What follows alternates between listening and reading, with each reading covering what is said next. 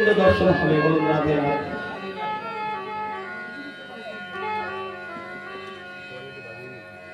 তাই কি বললেন? সচ্চিদানন্দ রূপায়, সচ্চিত আনন্দ।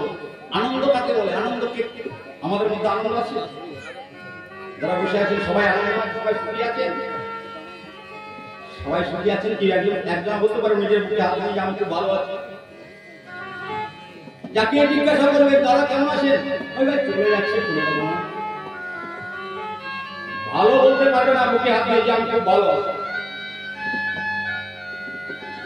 গোস্বামী তুলসীদাস বললেন, कोई तन दुखी कोई मन दुखी कोई धन बिनु रहत उदास, थोड़े थोड़े सब दुखी सुखी राम के दाम।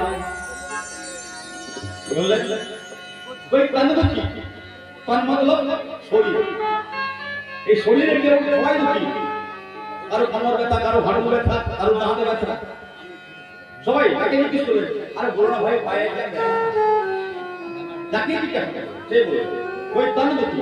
আর ওই মন দুঃখী, মন দুঃখী মানে কি হলো? ছেলেকে ভালো করে ছোট থেকে কষ্ট করে মানুষ করলো, বড় করলো, লেখাপড়া করলো, ছেলে চাকরি পেল, ছেলের বিয়ে দিল, আর ছেলে বউ নিয়ে কোয়ার্টারে চলে গেল, মা বাবা চোখে জলে দিয়ে ঘরটা লাগলো। এটা হলো মনে মনে বলে। कोई तन दुखी कोई मन दुखी कोई धन बिनु रहत उदास, যার ধন নেই তার তো সারা জীবন দুঃখ হই দুঃখ। थोड़े थोड़े सब दुखी सुखी যিনি আমার গোবিন্দের দাস, যিনি রামের দাস, যারা ভগবানের চরণে সমস্ত কিছু আত্ম নিবেদন করে দিয়েছেন, তিনি সুখী। দেখুন একটা কোন শ্মশানে গিয়ে একজন বাবাজি একটা লেংটি পরে বসে আছে, সে দুপুরে কি খেয়েছে তার কোনো ঠিক নেই, রাত্রে কি খাবে তার কোনো ঠিক ঠিকানা নেই। কিন্তু গিয়ে জিজ্ঞাসা করবেন, বাবা आप कैसे हैं? बोले राम जी का कृपा में मैं बहुत अच्छा हूं। কোনদিন বলবেন না আমার কোনো দুঃখ, আমার কষ্ট, আমার কোনো ব্যথা। যারা শুদ্ধ পুরুষ তারা কোনদিন বলবেন আমাদের কোনো দুঃখ কষ্ট, তারা বলবেন গোবিন্দের কৃপায় আমরা খুবই ভালো আছি। আমরা বলতে পারবো কারণ আমরা তো গোবিন্দের সেবায় করতে জানি। এখানে ভগবানের পুজো কারা কারা করেন? হাত তুলুন। যারা ভগবানের পুজো করেন তারা হাত তুলুন।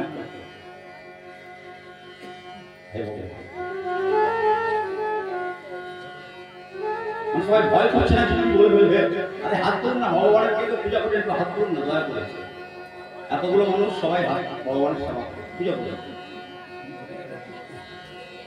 তাহলে ভগবানের যারা পুজো করেন তারা নরকে যাবে।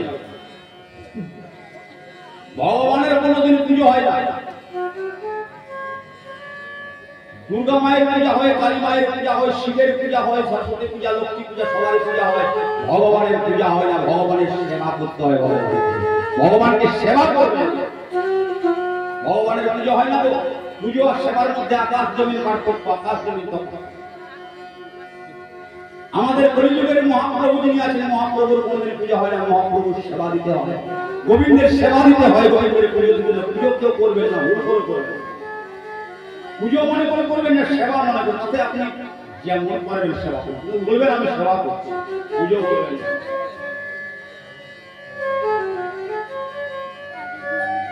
তাই কি বললেন? সচ্চিদানন্দ, সচ্চিদানন্দ রূপায়। তাহলে আনন্দ আমাদের কারণেই ক্ষণিকের আনন্দ। তাহলে সব আনন্দ, আনন্দ কাকে বলে? ভগবান হচ্ছেন আনন্দ, আনন্দ রূপ। দেখুন যেমন রাত্রি, রাত্রির বিপরীত কি হবে? দিন। ধনীর বিপরীত কি হবে? দরিদ্র। প্রতিটা জিনিসের বিপরীত শব্দ আছে। আনন্দের কোন বিপরীত শব্দ আছে? আনন্দের কোন বিপরীত শব্দ হয়? যদি বলেন আনন্দকে বিপরীত করবেন নিরানন্দ, সেটা আনন্দই আছে, ওর বিপরীত শব্দ নেই। তাই ভগবান সব সময়ের জন্য তিনি আনন্দ, তিনি আমাকে আদি গোবিন্দ। একটা শ্লোককে বাবা একটা শ্লোককে বিশ্লেষণ করতে গেলে অনেক সময় লাগবে। এই শ্লোকটাকে যদি বিশ্লেষণ করা হয়, পুরোটাকে করা হয়, এটাতে 1 ঘন্টা সময় লাগবে। সচ্চিদানন্দ রূপায় বিশ্ব উৎপত্তি আদি হেতু, সারা বিশ্বকে যিনি উৎপত্তি করেছেন, অনন্ত ব্রহ্মাণ্ডকে যিনি সৃষ্টি করেছেন, তিনি হচ্ছেন আমার অনন্তজাতি বন্ধু। সৃষ্টি স্থিতি কলম যিনি করেছেন তিনি আমার গোবিন্দ। বিশ্ব উৎপত্তি হে তবে তাপত্রয় বিনাশায়। তাপত্রয় মানে আমাদেরকে তিনটি তাপ ভোগ করতে হয়, তিনটি যন্ত্রণা ভোগ করতে হয়। কি কি? আধ্যাত্মিক তাপ, আদি দৈবিক তাপ আর আদি ভৌতিক তাপ। এই তিনটি তাপ থেকে যিনি উদ্ধার করেন তিনি কে? তিনি আমার অনাদি আদি করে। তাই কি বললেন? তাপত্রয় বিনাশায় শ্রীকৃষ্ণায়। হে প্রভু আমি তোমাকে প্রণাম করলাম। কে বললেন? কলম দিলেন কে? শ্রীকৃষ্ণ দ্বৈপায়ন ব্যাস। তার নাম ছিল দ্বৈপায়ন, ওনার নাম ব্যাস নয় গো। উনি ব্যাস কখন থেকে উপাধি পেলেন? যখন তিনি শ্রীমদ্ ভাগবত রচনা করলেন, চতুর্শ্লোকী ৪টি শ্লোক থেকে ১৮,০০০ শ্লোক বললেন। ব্যাস কাকে বলা হয়? ব্যাস মানে কি? ব্যাস কাকে বলে? যিনি অল্প জিনিসকে বিস্তার করতে পারেন তাকেই বলা হয় ব্যাস। তাই সেই শ্রীমদ্ ভাগবতের যিনি প্রবক্তা শ্রী ব্যাসদেবের জীবনের কথা কিছু একটু বলতে হয়। আর সুখদেব গোস্বামী যিনি, যার দ্বারাতেই আজকে কলিযুগ উদ্ধার হচ্ছে, সুখদেব গোস্বামী, ওনার কথা একটু বলতে হবে। একদিন দেবাদিদেব মহাদেব কি বললেন? দেবাদিদেব মহাদেব বসে আছেন কোথায়? না কৈলাস পর্বতে বসে আছেন। তিনি কি করেছেন? সমাধি লাগিয়ে বসে আছেন। এদিকে দেবর্ষী নারদ মনে মনে চিন্তা করলেন, আমি সবার সঙ্গে ঝগড়া লাগিয়েছি, লক্ষ্মী নারায়ণ ঝগড়া লাগিয়েছি, আমি এমন কোনো নেই যে ঝগড়া লাগাইনি, কিন্তু আমি পরপার্বতী ঝগড়া কোনোদিন লাগাতে পারি। আজকে তার কাছে লাগাতে হবে। তাই আজকে দেবর্ষী নারদ কি বললেন? এই বিনা যন্ত্রটি হাতে নিয়ে আর কৈলাসের দিকে চলে যাচ্ছে। কৈলাসের দিকে চলে যাচ্ছে।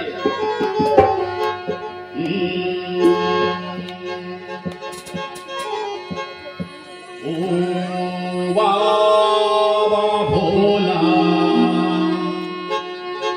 ও বাবা ভোলা,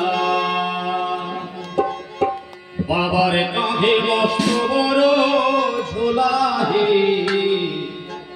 ও বাবা ভোলা, ও বাবা ভোলা, ও বাবা ভোলা, বাবার কাঁধে মস্ত বড় ঝোলা হে, ও বাবা ভোলা, ও বাবা ভোলা, ভোলা বাবার সঙ্গে আছে,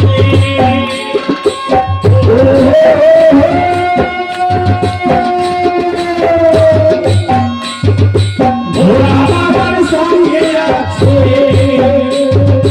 ভোলা বাবার সঙ্গে আছে, ভোলা বাবার সঙ্গে আছে, ও ভক্ত তুই বেলা হে, বেলা হে, ও বাবা ভোলা, ও বাবা ভোলা, ও বাবা ভোলা, ও বাবা ভোলা, বাবার কাঁধে মস্ত বড় ঝোলা হে, ও বাবা ভোলা, ও বাবা ভোলা।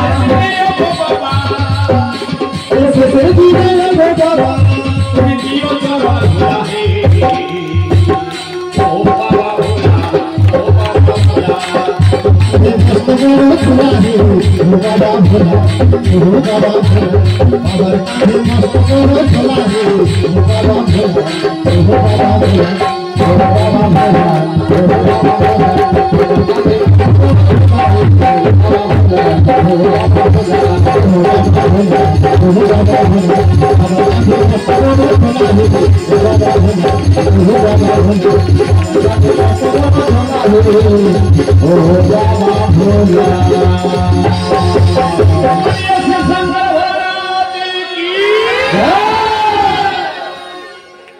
ভোলানাথ কৈলাস পর্বতে চলে গেছেন, গিয়ে পরে দেখছেন দেবাদিদেব মহাদেব সমাধি লাগিয়ে বসে আছেন।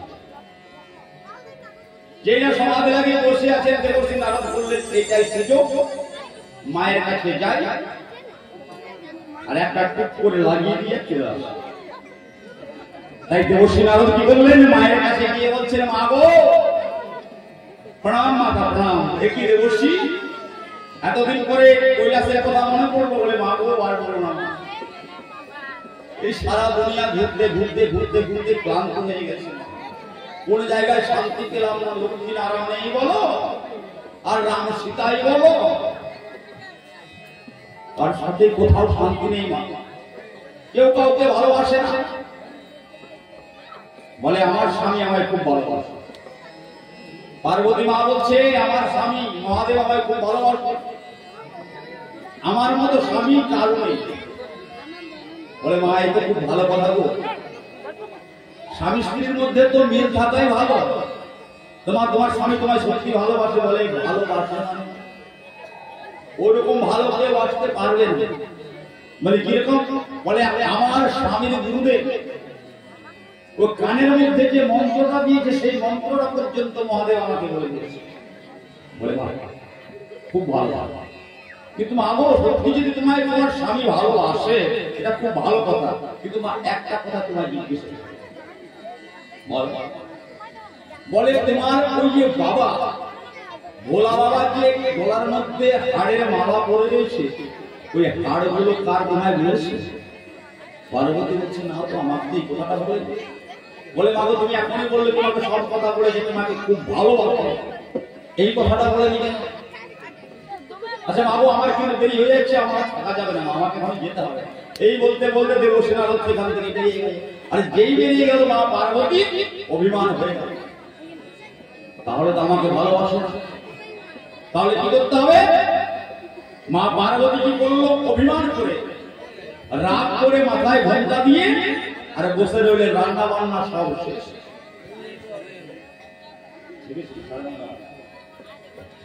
তাই আজ কি করলেন? পার্বতী রাগ করে বসে আছেন, দেবাদেব মহাদেব এসে বলে, পার্বতী পার্বতী। পার্বতীকে যতই ডাকে পার্বতী কোনো সাড়া দেয় না, মাথায় ঘণ্টা দিয়ে বসে আছে। বলে পার্বতী তোমার হলো কি? কোনো কথা বলে না। দেবাদেব মহাদেব চিন্তা করলেন, দেখি তো। তিনি অন্তর ধ্যানে দেখলেন যে দেবর্ষি এসেছে, কিছু একটা গন্ডগোল ঘটিয়েছে, কথা বলছে না। অনেক পরে পার্বতী বলল, তোমার সঙ্গে কোনো কথা বলবো? বলে কেন? বলে তুমি আমায় ভালোবাসো না। আমি তোমায় ভালোবাসি না, এই কথাটা তুমি আমায় বলতে পারলে? আমি তোমায় যদি ভালোবাসি না, এই ত্রিলোকে কেউ কাউকে ভালোবাসতে পারে। বলে তুমি যদি আমায় ভালোবাসতে, তাহলে তুমি আমাকে সব কথা বলতে। বলে কোন কথাটা বলিনি। বলে তুমি এমন কিছু গোপন কথা আছে, তুমি আমায় বলোনি। বলে তুমি কোনদিন জানতেও চাওনি, তাই বলি। আর তুমি তোমার ভালোবাসার কথা বলছো। তুমি যতবার, আচ্ছা তুমি কোন কথাটা জানতে চাই প্রথমে? বলে তোমার গলায় যে হাড়ের মালাগুলো আছে, এগুলো কার? তুমি আমায় বলেছো? বলে তুমি তো কোনদিন জিজ্ঞাসা করোনি, আজকে জিজ্ঞাসা করলাম, বলো কার? বলে এই হাড়গুলো তোমার, এই হাড়গুলো তোমার। তুমি যতবার দেহ ত্যাগ করেছো, তোমায় ভুলতে পারিনি বলে একটা করে হাড় নিয়ে মালা করে দেখেছি। তুমি যতবার বলেছো, একটা করে হাড় নিয়ে মালা গেঁথে গেঁথে করে রেখেছি। তোমায় ভালোবাসি না, তুমি বলতে পারবে? বলে আমি একবার মরিস, তুমি একবারও মরনি। বলে আমি মরিনি। বলে তুমি মর না, বলে তুমি কি জানো? বলে আমি জাদু জানি। বলে তুমি জাদু জানতো, আমাকে কেউ শিখিয়ে দাও। তুমি যদি আমার ভালোবাসতো তাহলে শিখিয়ে দিতে। বলে আমি অমর কথা শ্রবণ করেছি। বলে আমাকে তুই শোনাও। বলে তোমার মনে আছে তুমি একবার আমার সঙ্গে যেতে গিয়েছিলে? একবার তুমি গিয়েছিলে কখন জানো? আর তুমি কথা শুনতে গিয়ে বিপরীত কাণ্ডটা ঘটিয়ে ফেলেছিলে। বলে কবে? একদিন কেতা যুগ মানামাহি সম্ভবে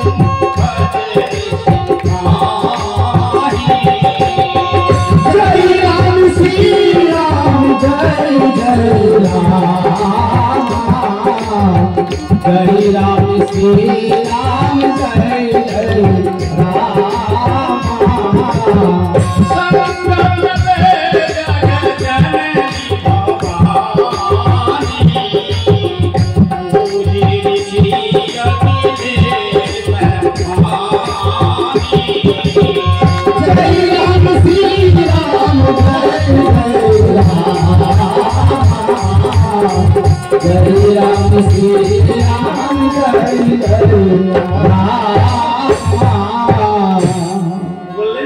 एक बार त्रेता जुग मनमाही शंभु चले कुंभजर सिपाही संगे चले जगत जननी भवानी पूजी ऋषि अखिलेश्वर मानी।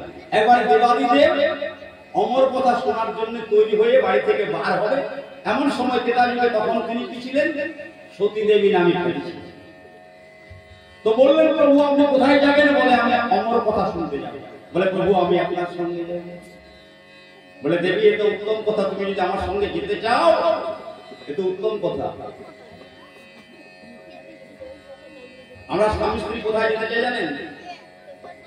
ওই বিগে বাজারে নই সিনেমা দেখতে এগুলো যেতে চাই, তাও কিন্তু সৎসঙ্গ হবে সেখানে স্বামী স্ত্রী যেতে চাই। সতী দেবী বলল তোমার সঙ্গে সৎসঙ্গে যাবো, অমর কথা শুনতে যাবে। মহাদেব বললে সতী একটি উত্তম কথা, কিন্তু বাবা সৎসঙ্গে যাবে আমার কথা শুনতে যাবে কিন্তু খুব সাবধান। যাচাই রসগোল্লা মাংস দিবে খেয়ে নিয়ে হার্ট অ্যাটাক যদি হয়ে যায় ওই চিন্তাটা আগে করবে, কতটা মাংস খাবো কতগুলো মিষ্টি খাবো, পরের পেয়ে বেশি খেয়ে নিলে কিন্তু বিপদ আছে। তুমি কথা শুনতে যাচ্ছ কিন্তু কথার নিয়মটা তুমি রাখবে। বলে প্রভু কোনো চিন্তা নেই আমি যাবো। আর কোথায় গেলে কথা শুনতে? কুম্ভজ ঋষির কাছে। কুম্ভজ ঋষি জানেন তো? কুম্ভজ ঋষির কাছে কথা শুনতে গেলেন, আমার কথা শুনতে যাচ্ছেন, রাম কথা শুনতে গেছেন তো? ভোলানাথ গেছেন আর সতী দেবী গেছেন, আর যেই গেছেন আর যেখানে কথা বলছেন কুম্ভজ ঋষি উনি কি করলেন? দেবাদিদেব মহাদেবকে আর সতী দেবীকে প্রণাম করলেন। যেই না প্রণাম করেছেন সতী দেবী মনে মনে চিন্তা করলেন হায় হায় হায় কার কাছে কথা শুনতে আসলাম, যার কাছে কথা শুনতে আসলাম সে আমাদিকেই প্রণাম করছে, ও আর কি কথা বলবে? অহংকার। সতী দেবীর অহংকার হয়ে গেল। ভোলানাথকে বলছেন প্রভু আপনি কথা শুনুন, আমি এই আশ্রমটা একটু ঘুরে দেব। অহংকার হয়ে গেল। আরে কথা কে বলছে? সাকরার পুরা বলে উজ্জ্বলের ভাই কথা বলছে, তো কি শুনতে যাবি? ওগুলা সবই জানি আমরা। ভগবানের কথা উজ্জ্বলের ভাই ভাই বলো আর কৃষ্ণ কথা ভগবানের কথা সবার কাছে শোনাবে। সতী দেবী কি বললেন? কথা শুনলেন না, তিনি চলে গেলেন কোথায়? আশ্রম পরিদর্শন করতে লাগলেন। এদিকে কথা যখন চলে গেছেন কি হয়েছে? প্রভু কথা শুনছেন, মহাদেব কথা শুনছেন, কুম্ভজ ঋষি কথা বলছেন, কথা কোন জায়গায় পৌঁছে গেছেন? পঞ্চবটির বনে সীতা হরণ হয়ে গেছে, রাবণ হরণ করে নিয়ে গেছে। লক্ষ্মণ ঠাকুর এবং ভগবান শ্রীরামচন্দ্র সীতা দেবীকে খুঁজে বেড়াচ্ছে। এই শোকে প্রভু শ্রীরামচন্দ্র লক্ষ্মণ ঠাকুর কাঁদছেন। সেই শোকে সেই কথাটা শুনে দেবাদিদেব মহাদেবের চোখে জল চলেছে। ভোলানাথের চোখে জল দেখে সতী দেবী চিন্তা করলেন হায় হায় ভোলানাথের চোখে জল, এটা আবার কি? দেখি তো আমি একটু দেখি তো কি জিনিসটা। সতী দেবী দেখলেন সীতা হরণ হয়েছে আর রামচন্দ্র কেঁদে বেড়াচ্ছে। কাছে গিয়ে ভোলানাথকে বলছেন ও শোনো শোনো শোনো, তোমার গুরুদেব দেবী ভগবান যদি ভগবান হয় তাহলে একটা মেয়ের জন্য কান্নাকাটি কেন করছে? ভোলানাথ বললেন সতী তুমি কিছু জানো না, তুমি চুপ করে থাকো। সতী দেবী আবার গিয়ে মনে চিন্তা করলেন রামচন্দ্র যদি ভগবান হয় তাহলে আমি একটু পরীক্ষা করে দেখব। আপনি সবার পরীক্ষা করতে যাবেন কিন্তু ভগবানের পরীক্ষা কখনো করতে যাবেন না। ভগবানের পরীক্ষা যে করতে যাবে সে ধ্বংস হয়ে যাবে। ভগবানের যদি কেউ পরীক্ষা করতে ভগবানের পরীক্ষা নিয়ে তাই পরীক্ষা করতে গিয়ে কি করলেন? সতী দেবী কি করলেন? পঞ্চবটি বনে রাম লক্ষ্মণ সীতা দেবীকে খুঁজে বেড়াচ্ছেন, তখন সতী দেবী কি করলেন? মা সীতা গুণকে ধারণ করে প্রভুর সামনে গিয়ে দাঁড়িয়ে, প্রভু আপনি খুঁজে বেড়াচ্ছেন, আমি আপনার কাছে আছি। রামচন্দ্র বললেন মা গো এই বনে একা একা নারীদের ঘুরতে নেই, মা তুমি কেন এসছো এই বিপদের দিনে? তুমি আমাকে ছড়া করতে এসছো মা? কারণ তিনি কি করেছেন, তিনি সব আবরণটা স্বীকার করেছেন, সবই করেছেন, কিন্তু মা সীতার যে দুটো চোখ ওটার উনি ভুলে গেছেন, 3-4 চোখ নিয়ে চলে গেছেন। ধরা যেমনি পড়ে গেছে, এবার সতী দেবী কি করছেন, চারিদিকে মানে পালাবার জন্য চেষ্টা করছেন। যেদিকেই পালিয়ে যাচ্ছে ওদিকে দেখছেন রাম লক্ষ্মণ সীতা দাঁড়িয়ে আছে, যেদিকেই যায় সেদিকে রাম লক্ষ্মণ সীতা। সতী দেবী ছুটতে ছুটতে পালিয়ে আসে, যে পালিয়ে এসছে দেবাদিদেব মহাদেব বলছে, সতী তুমি কোথায় গিয়েছিলে, আমার গুরুদেবকে পরীক্ষা করতে গিয়েছে। বলে না প্রভু, একটা মিথ্যা কথাকে ঢাকাতে গিয়ে 10খানা মিথ্যা কথা। আপনি যদি মিথ্যা কথাকে ঢাকাতে যান, একটা মিথ্যা কথা বলতে ঢাকাতে গিয়ে 10খানা মিথ্যা কথা বলবেন। ভোলানাথ মনে মনে অন্তর্ধানে তিনি জেনে নিলেন যে সতী কি করেছেন, আজকে আমার গুরু মায়ের রূপ ধারণ করেছে। বলে সতী, আজ থেকে তুমি আমার সহধর্মী নয়, আজ থেকে তুমি আমার জননী, তুমি আমার গুরুপত্নী রূপ ধারণ করেছো, তুমি আমার গুরু মা, আজ থেকে তুমি আমার মা, তোমার সঙ্গে স্বামী স্ত্রীর সম্পর্ক আমার নেই। তাই তিনি কি বললেন, কৈলাসে ফিরে এসে দেবাদিদেব মহাদেব সমাধি লাগালেন। কতদিন? 88,000 সমাধি লাগিয়ে দিলেন। সতী দেবী মনে মনে চিন্তা করলেন, যখন সমাধি ভাঙবে, রাতটা ভেঙে যাবে, তখন নিশ্চয় মেরে দিবে। 88,000 বছর পরে যখন সমাধি ভাঙল, পরে জোরে সামনে গিয়ে দেবাদিদেব মহাদেব সামনে গিয়ে প্রণাম করলেন। স্বামী সামনে গিয়ে তার গেছে, প্রণাম করেছে। পার্বতী সতী দেবীকে বলছেন, মহাদেব আবার মা বলে সম্বোধন করলেন।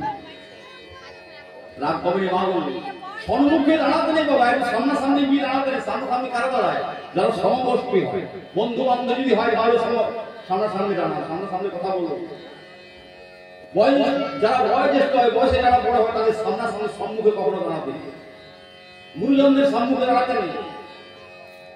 মহাদেব বললেন, তোমাকে আমি স্ত্রী বলে স্বীকৃতি দিতে পারি না।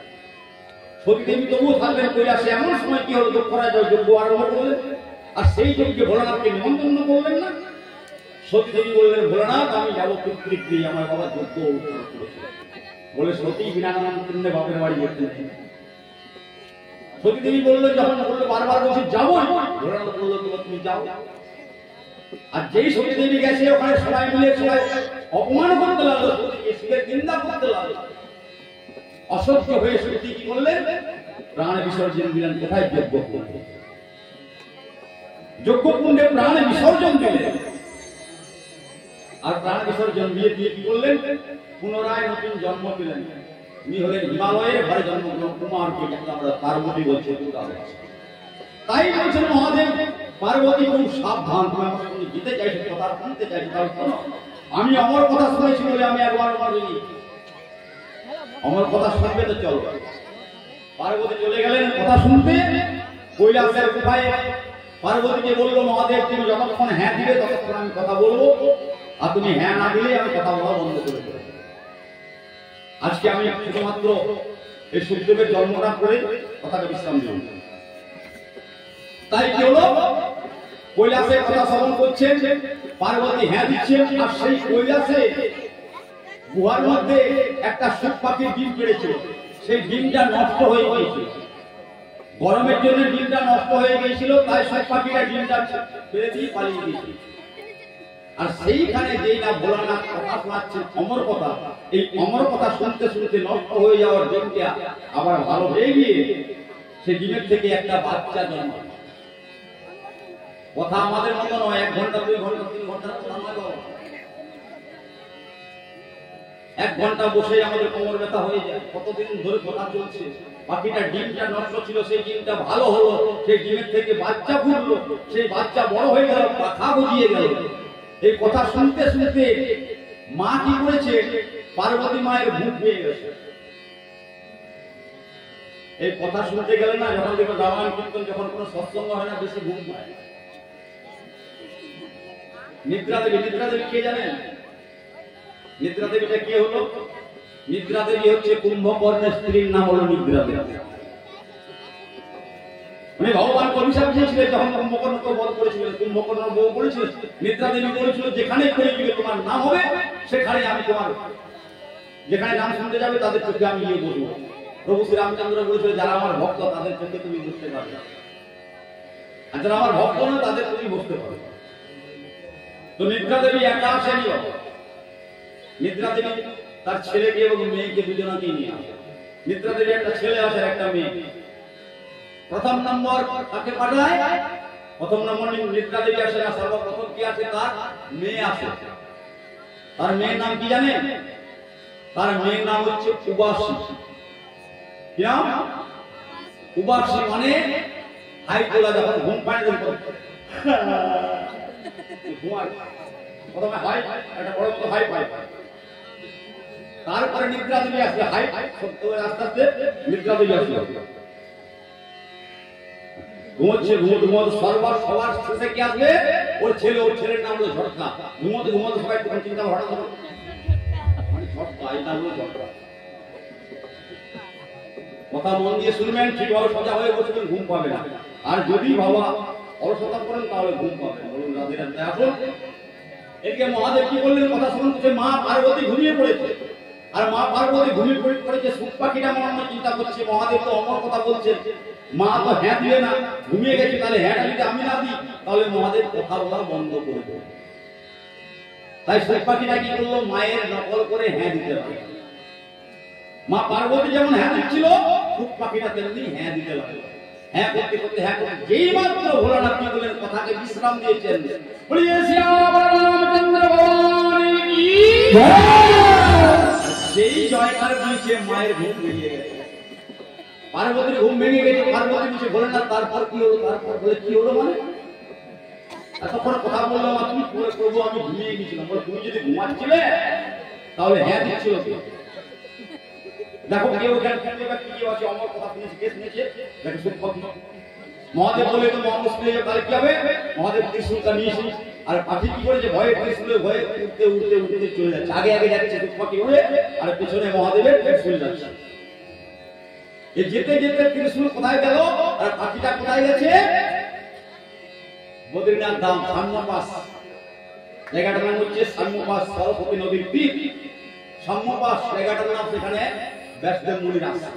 বদ্রীনাথ যারা গেছেন তারা জানবেন জায়গাটার নাম হচ্ছে সাম্যপাস, নদীটা হচ্ছে সরস্বতী নদী। সেখানে গোধূলি বেলায় সেই সময় পাখিটা উড়ে যাচ্ছে, আর ব্যাসদেবের স্ত্রী